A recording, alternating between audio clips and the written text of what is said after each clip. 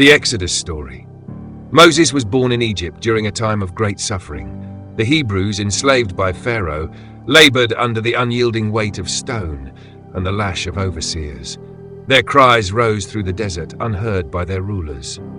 Yet amidst this oppression, a child was saved from the waters of the Nile. Pharaoh's daughter took him as her own, raising him in the heart of Egypt's grandeur. As he grew, Moses excelled in the ways of the Egyptian court. He studied with priests, learned the art of war, and mastered the strategies of generals.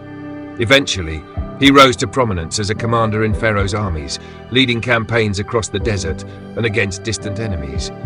Victories and accolades surrounded him. Monuments were raised in his honor. Egypt hailed him as a prince and a hero. Yet within Moses' heart, a quiet unrest burned. He could not ignore the plight of his people, the Hebrews whose hands built the monuments he admired, their backs bent beneath the sun and stone. One day, he witnessed an overseer striking a Hebrew slave.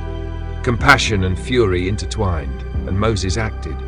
The Egyptian fell beneath his hand, and the deed, though hidden, soon became known. When he attempted to intervene in a dispute among Hebrews, one accused him of murder. Pharaoh heard, and Moses was forced into exile, fleeing across the wilderness. He wandered to Midian, finding refuge among shepherds. There he married Zipporah and tended flocks in the quiet hills. For decades, he lived far from the power and splendor of Egypt, a shepherd removed from history yet still marked by destiny. Then one day, on the slopes of Mount Horeb, he saw something extraordinary, a bush engulfed in flames, yet unconsumed. Drawn by awe and wonder, he approached.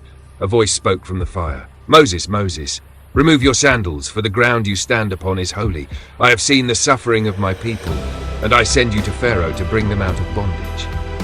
Trembling, Moses asked, "Who am I to confront Pharaoh?" "I will be with you," the voice replied. "Tell them I am has sent you." Thus Moses returned to Egypt, leaving Midian and the quiet life he had built and stepping once more into a world of power, oppression, and destiny. In Pharaoh's throne room, Moses stood with Aaron at his side. "Let my people go," he demanded, "that they may serve the Lord." Pharaoh's pride and arrogance remained unbroken. "Who is this Lord? I will not let Israel go." The plagues began. The Nile turned to blood. Fish floated dead upon the surface. Frogs swarmed into houses. Gnats and flies filled the air. Livestock died. Boils covered the people. Hail destroyed crops, and locusts consumed what remained. Darkness enveloped the land for 3 days, yet Pharaoh's heart remained unmoved. Finally, the 10th plague came. Each Hebrew household sacrificed a lamb and marked its door with blood. Inside, families ate quickly, sandals on their feet, staffs in hand, prepared to depart. Death passed over them, but the firstborn of Egypt fell. Pharaoh relented, commanding them to leave. At dawn, the Hebrews moved as a vast caravan across the desert. Men, women, and children carried what they could. Oxen and donkeys pulled carts laden with provisions. The air was filled with the rhythm of thousands of footsteps, a river of people flowing toward freedom. But Pharaoh pursued. His chariots thundered across the sand. The Israelites found themselves trapped between the sea and the advancing army. Moses lifted his staff, and the winds howled. Waters rose into immense walls, parting to reveal the seabed. The Hebrews crossed on dry land, the walls of water towering above them. Pharaoh's chariots charged. Horses reared and men shouted. Moses stretched out his hand, and the waters returned in a violent surge, swallowing chariots, horses, and soldiers. Egypt's army was destroyed. On the far shore, the people sang, praising God for deliverance. The wilderness tested them. Hunger gnawed, thirst scorched their throats, and doubts stirred among the people. Yet each morning, manna fell like dew on the desert floor. Quail appeared at twilight, and water flowed from rock. Divine provision sustained them, teaching obedience, faith, and patience. At Sinai, the mountain roared with fire and smoke. Thunder shook the earth.